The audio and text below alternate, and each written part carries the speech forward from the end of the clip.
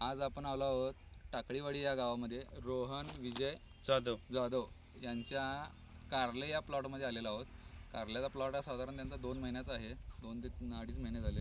हा सेकंड बेडवरती केलेला प्लॉट आहे आणि या प्लॉटला सुरुवातीच्या काळात मर लागली होती आणि बऱ्याच शेतकऱ्यांनी सांगितले की हा प्लॉट काढावा लागेल. मग त्याच्यासाठी आम्ही नेचर केअरचे जे WMF आहे ते यांना रिकमेंड केलं होतं. त्याच्यानंतर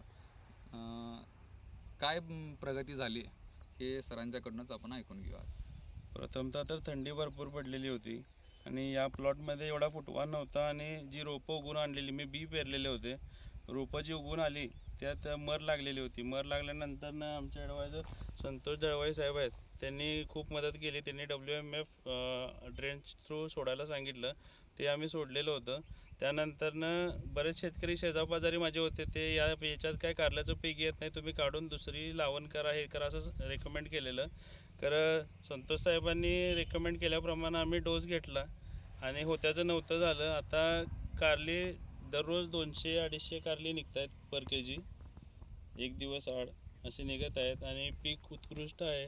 तुम्ही बघू शकताय, सेटिंग पण उत्कृष्ट केलेले आहे. हे सगळं झालं संतोष साहेबांनी न्यूट्री हबमुळे झालेलं आहे. थँक्यू.